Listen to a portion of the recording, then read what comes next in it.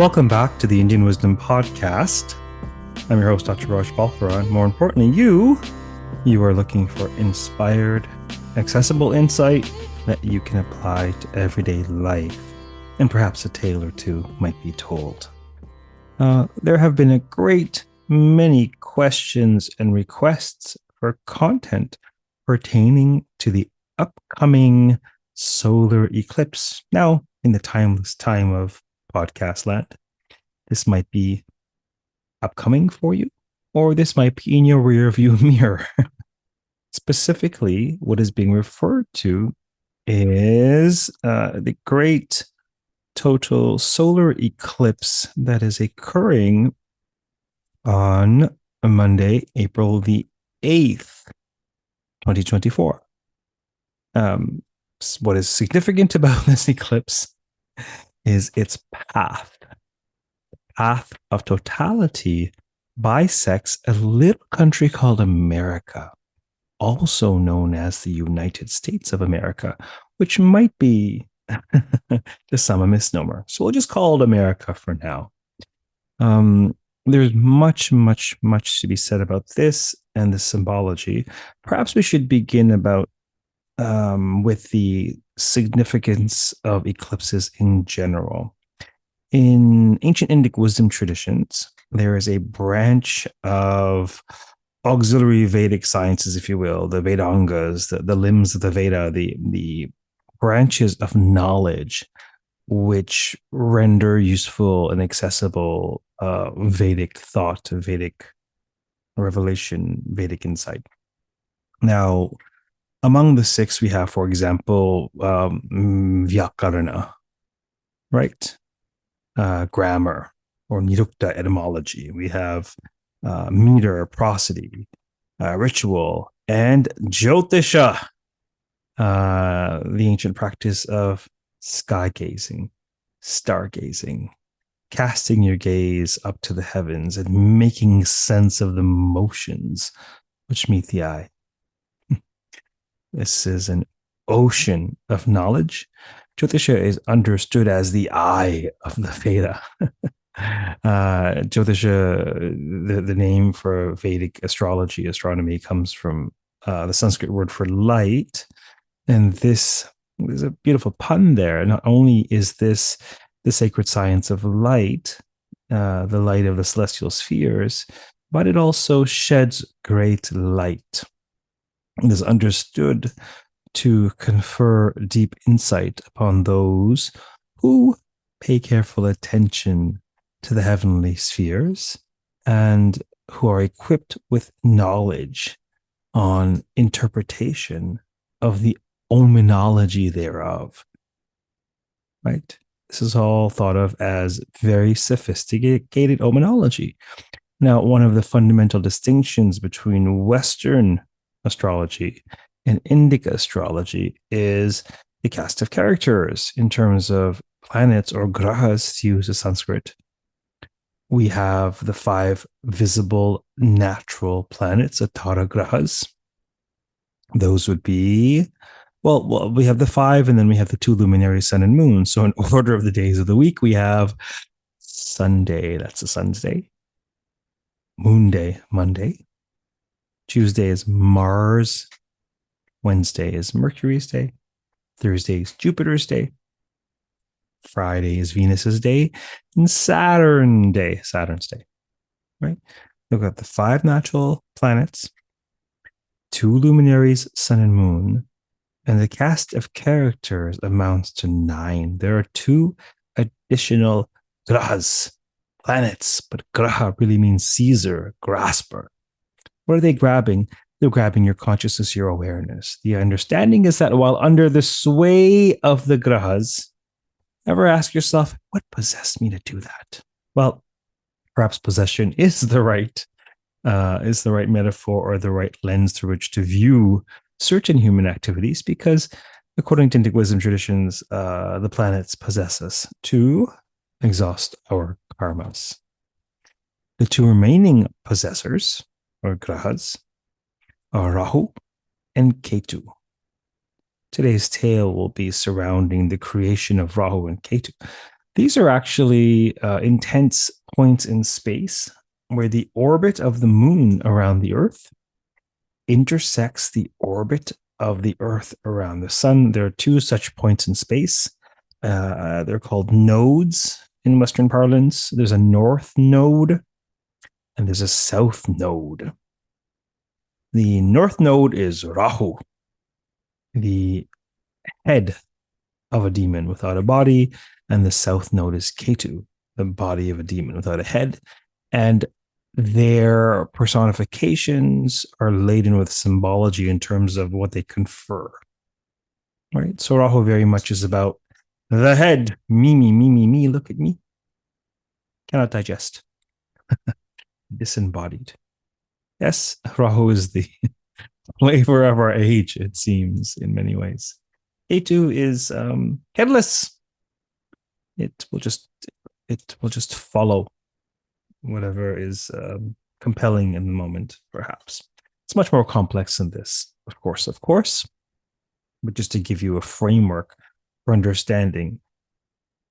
So Rahu and Ketu, these very specific points in space, are exactly responsible for eclipses. Okay, when the luminary sun and moon conjoin these points in space, either on a new or a full moon, an eclipse occurs. If this conjunction occurs under the auspices of a full moon, you have a lunar eclipse. Have you noticed? Eclipses only occur when the moon is full. And if this conjunction occurs, i.e., of the luminaries and the nodes, at a new moon, then we have a solar eclipse. So the solar eclipse is, of course, occurring during a new moon.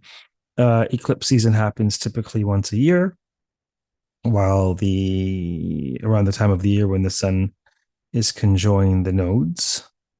And they will more often than not come in pairs, right? Because that conjunction will last for the fortnight between new and full moon. So what the ancient sky watchers did during eclipses was not only watch the eclipse, but they would pay careful attention not just to the heaven, but to the earth, to the path of the eclipse.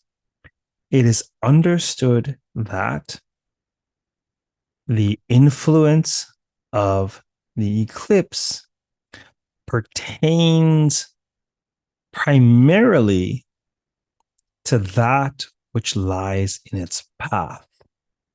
Now, this may well be fascinating. One may take this as spirituality or symbology. Nevertheless, in terms of the real world, the practical world, the physical gross world, the materialistic world in which we inhabit, which we can view with our five senses, it is beyond fascinating that the eclipse bisects America. Well, North America, teeny bit into Mexico, and just around the border, the northeast border, the northeast portion of America, which borders into Canada. And what's utterly fascinating is that there was another such solar eclipse whose path touched America alone in 2017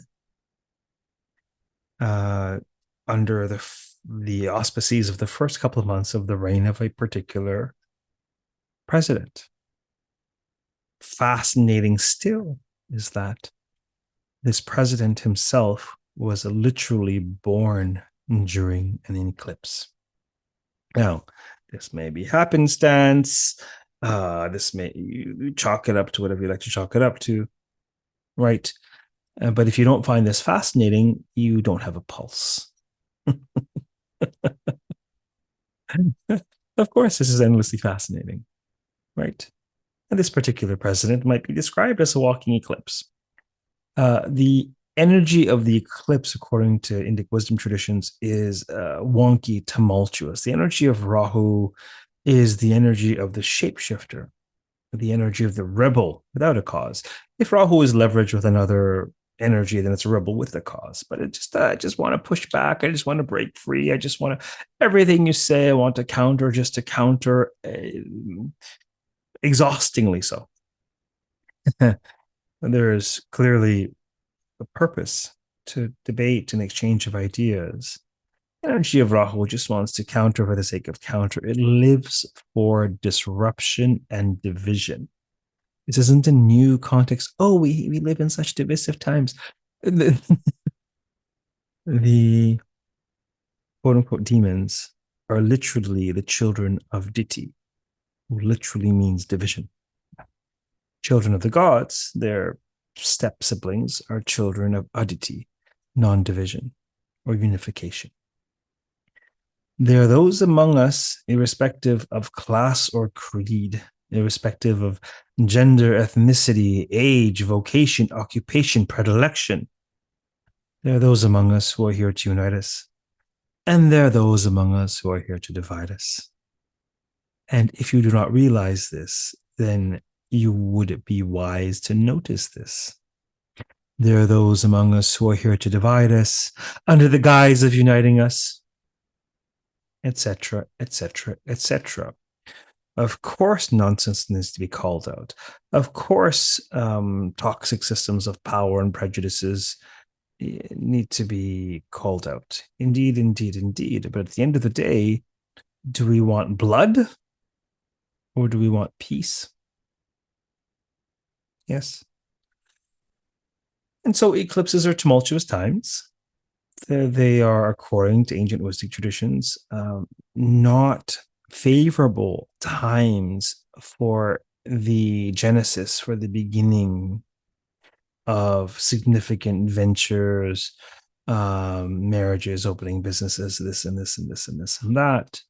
Now, it doesn't mean one should lock oneself up for the day of the eclipse or the days leading up to it.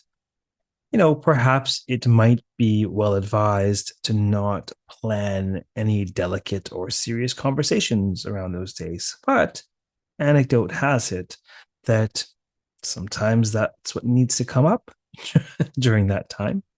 And so these conversations arise, they erupt, right?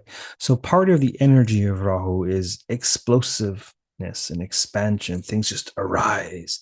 People who are, for example, unknown and all of a sudden they're famous. That typically is the energy of Rahu, things that arise all of a sudden and often dissipate all of a sudden. Okay. This is the energy. Now, the nodes represent shadow, and there's a very rich avenue of thought, a very rich avenue of processing along the lines of nodal symbology and the Western discourse on shadow, the psychological notion of shadow and all that lies in your shadow, what lies in your blind spots, right? So on the one hand, the nodes eclipse or darken the luminaries, the sources of light, the sun and the moon. On the other hand, shadow becomes illumined. People see more clearly once the eclipse has passed. There's a beautiful expression in English that was created because of the energy of Rahu. You can fool some of the people all the time and all of the people some of the time, but you cannot fool all the people all of the time.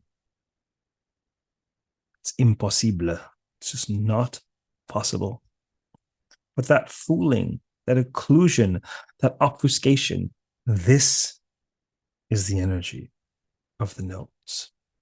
Antithetical to the luminaries, but for the wise one, for the alchemist, for the wielder of wisdom, shadow is not merely antithetical, it is complementary. Shadow and light. That was one understood without the other. Shadow is the greatest of gurus, if only you know how to be a student. Long ago, the demons and the gods worked together to procure the elixir of immortality from the cosmic oceans. They needed to churn the cosmic ocean, source of all things. Okay. Mount Meru was used as a churning pole around which was wrapped Vasuki, king of serpents, who volunteered his body to be used as a churning rope. Vishnu himself, great preserver, incarnated as a great tortoise, swam to the bottom of the sea so that the Mount Meru could be placed upon his back. This literally occurred on the back of Vishnu. The gods lined up on one side of the celestial ocean. The demons on the other side, they made a pact. They agreed to work together in order to procure the elixir of immortality. Okay. And so the churning begun arduous at first, like all things worthwhile, yes. Soon after they began churning, a substance emerged from the celestial oceans and shot straight up into the air. Wow, that was easy. No, not so much.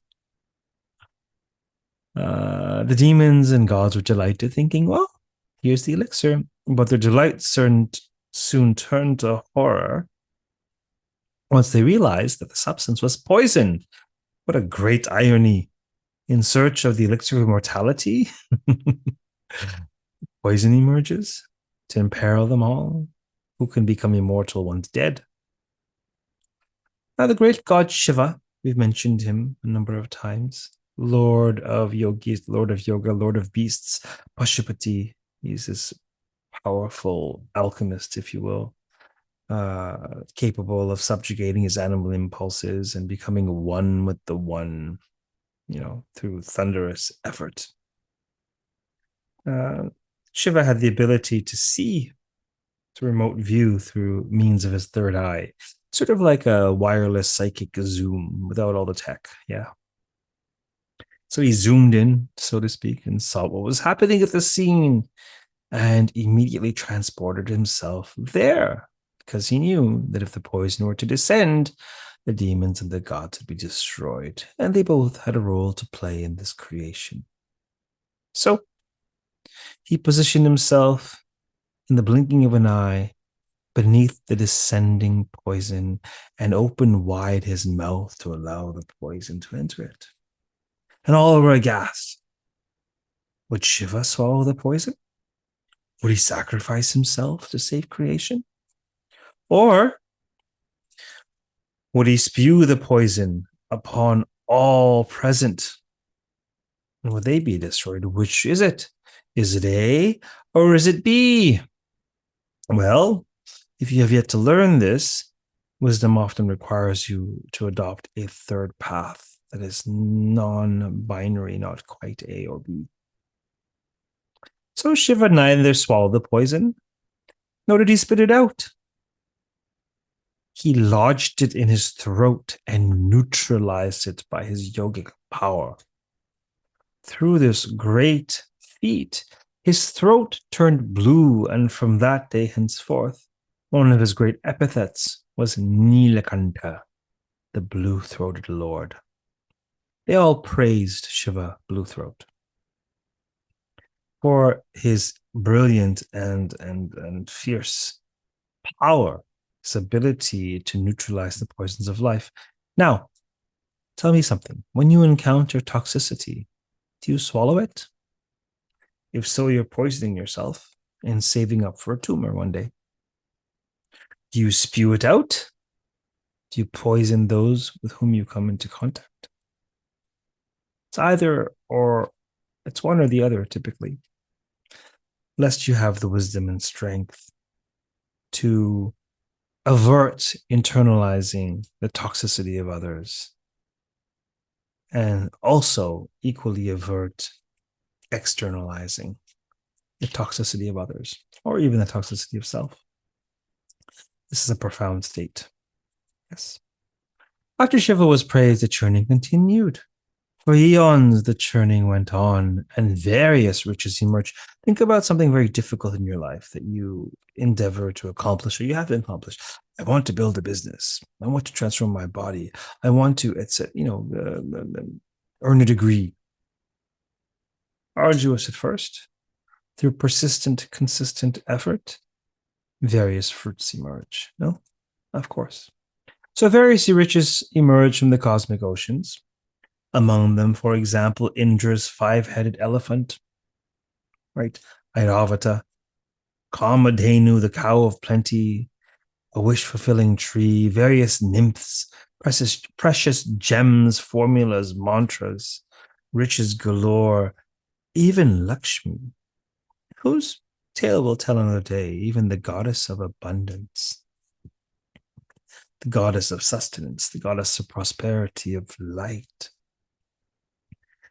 the goddess of wellness and well-being, of relationships. Even she emerged from the celestial churning, and her first act was to choose a loving mate. And she chose Vishnu. Hers is a tale of another day. Okay.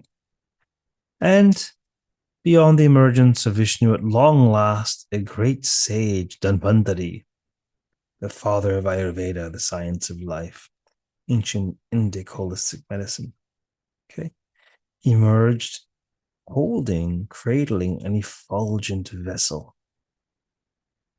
Instantly, the demons and gods knew what was inside. The elixir of life, at long last procured.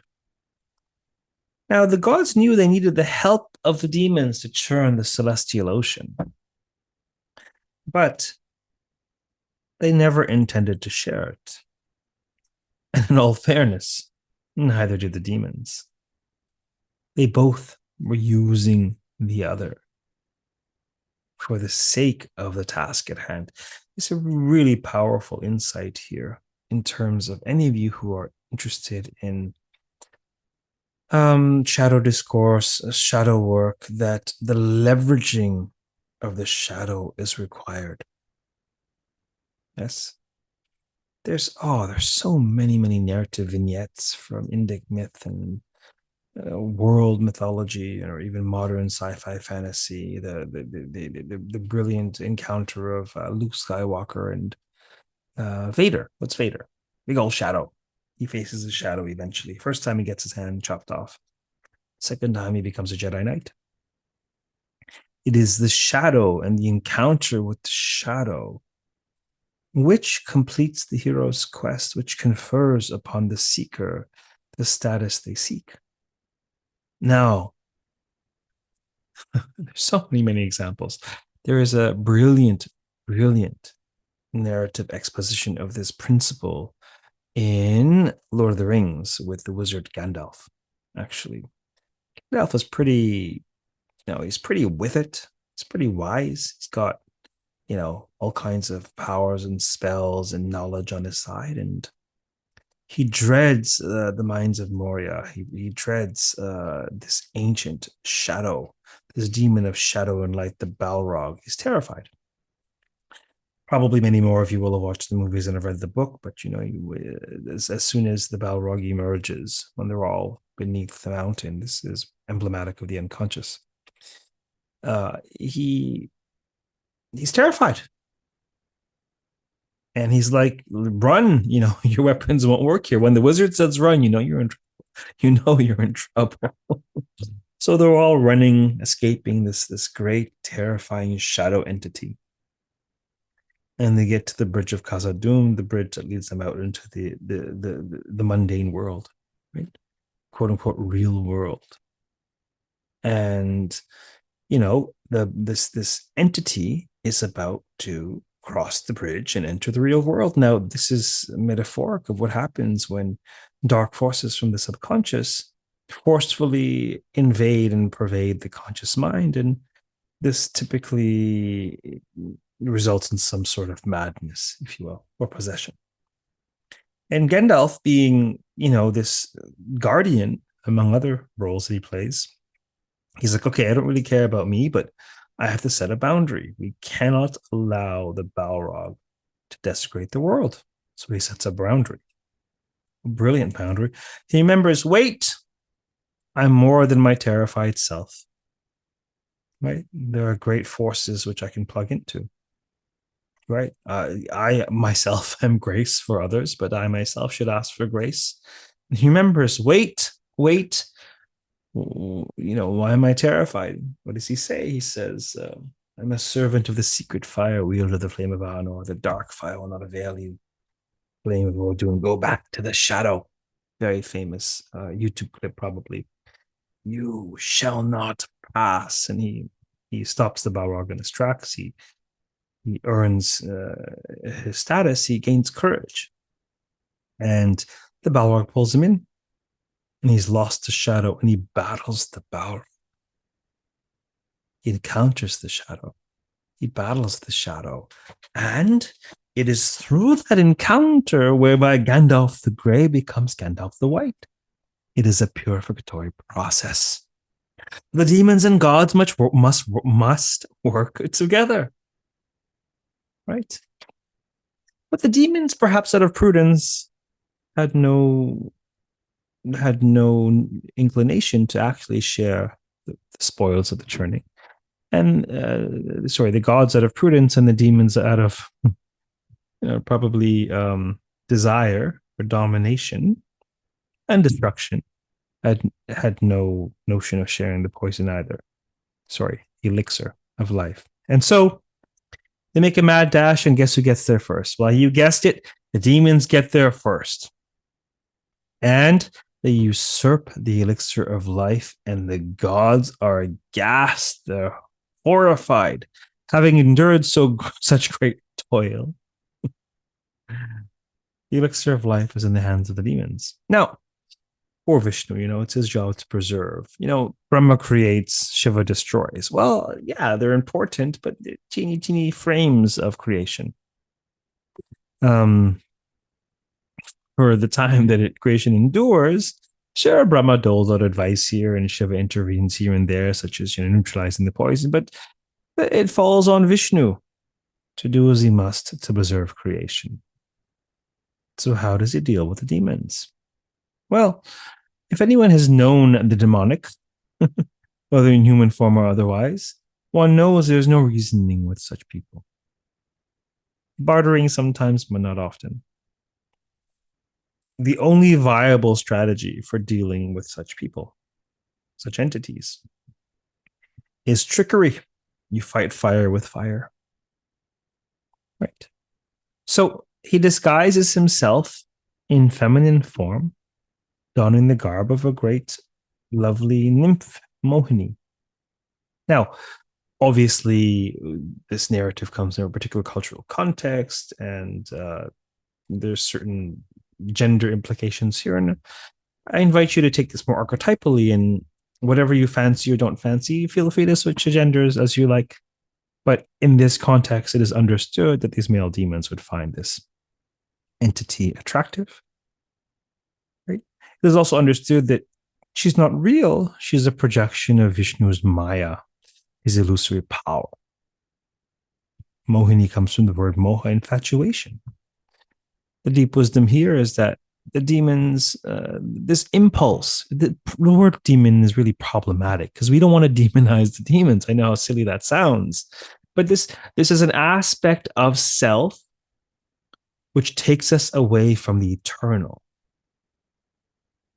This is an aspect of self which thwarts the pursuit of immortality. It's necessary to push against this aspect of self for our pursuit of immortality. But if we let this aspect of self drive, we'll go off the cliff. We will not, in so many tales, a demon or two are seeking immortality, and in exactly all of them, they're denied such. Right? So this impulse is the capacity to obsess, to be infatuated. It has no option. So it's not a question of whether it's infatuated. The question is, what is it currently infatuated by? What are you obsessing over now? So what Vishnu does is he gives them something else to obsess about and be infatuated by. So they lose their interest in the elixir of life. This is also the aspect of self that is pursuing instant gratification, sometimes at the expense of a long-term goal. We've all been there, yeah? Okay. To this day, Mohini evades them, for she's nothing more than a projection of Vishnu. Smoke and mirrors, as it were, deployed to distract them. Okay, the disaster now averted. The gods secure the vessel of ambrosia and carry it off to the celestial abode to have just an enormous party, a celebration. You're seated in a circle, passing the pot, no pun intended, from deva to deva, from deity to deity, each in turn imbibing a drop of the celestial ambrosia, and thereby attaining immortality, ananda, bliss everlasting. Although the demons were fooled by Vishnu's ruse, the greatest trickster among them, Swarbhanu, saw through the ruse. We can say Rāhu. Okay. Saw through the ruse because he's a master of disguise. This is what this energy confers in natives and in the field, according to Indic wisdom traditions, in the field of karma. It confers people, places, things which delude, which deceive. Alternately, it's actually a time where the world or individuals or families see what was hidden sometime between the eclipse cycle, between the lunar and solar eclipse. What was hidden about self or other becomes visible. Or if you're intent on delusion, you'll be more deluded than ever before. Okay. Does this at all sound like anything happening in America these days? I'll return to the path of the eclipse in a moment. Let us continue to tell the tale of the celestials assembled, imbibing the ambrosia, attaining immortality, and the demon disguised as a god who sneaks into the assembly among them to join the festivities. Seated in the sacred circle, Rāhu salivated as he awaited his taste of ambrosial bliss. Eventually, it was Rāhu's turn to receive the vessel, and he eagerly received the vessel of ambrosia, and he raised it above his head and tipped it ever so deliberately, such that a single shimmering drop of precious ambrosia descended towards his eager, outstretched tongue. But Rāhu was seated between the sun and the moon, the sun god and the moon god, each of which have the power to illumine, to shed light wherever they go. Now, everyone was focusing on whomever was becoming immortal in that moment. And in this moment, it was Rāhu. So the sun and the moon, by virtue of their light, spotted the demon in disguise. And the sun god, Surya, exclaimed, "Vishnu, there is a demon among us." And all were aghast, and Vishnu jumped to his feet in the blinking of an eye and launched his Sudarshana chakra, his discus, his divine discus. He launched it, and it sailed through the air towards the neck of the demon. Just as a drop of elixir was descending towards his tongue. Now, what on earth would be the outcome of this event? Were the discus to arrive first to his neck, he would certainly be decapitated, and therefore dead, and the dead can surely not be immortal. Were the elixir to pass through his neck and be imbibed by his body, he would become immortal, and the immortal cannot become dead. So which is it?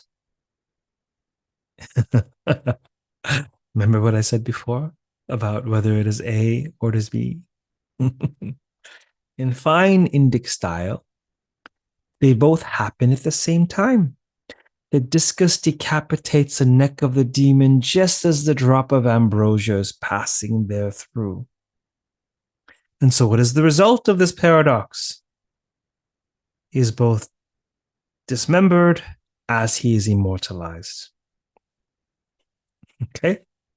There are now two immortal halves of self of the demon Swarbhanu. The body without a head, Ketu, i.e., the south node of the moon, and the head without a body, Rāhu, i.e., the north node of the moon. Okay, so Rāhu chases the sun and the moon to this day, having never forgiven them for this act, for this encounter, for this altercation. When he catches up, he swallows them, but having no body, they pass straight through him. The conjunction of Rāhu and the sun marks a solar eclipse, and when Rāhu gobbles up the moon, it creates a lunar eclipse. It's a bit more complicated than that. It can entail Ketu, but you get the idea. This brilliant mythologization of the process whereby the luminaries are eclipsed. And what does all of this mean? Well, the Rahuvian impulse, which we'll focus on for a moment, is the impulse towards individuation, individuality, but not tempered individuality that is mindful of harmony. Rahu's a narcissist. Me, me, me, me, me, me, me, me, me. There's no space for anyone else's needs, anyone else's wants. Rahu's a shapeshifter. Everything is someone else's fault. Rāhu is the king of false promises, of pretending to be something it is not. What Rāhu most desires is power. And we can think of power as occurring in two varieties, secular or spiritual. To use shorthand, king or the priest. The one who rules, i.e., one who wields secular power, social power, or one who wields spiritual power. So, by virtue of this principle in the human experience, this is why charlatans are so overrepresented among spiritualists, among spiritual practitioners, and especially spiritual leaders. Many more con men per capita among spiritual teachers than math teachers or other vocations.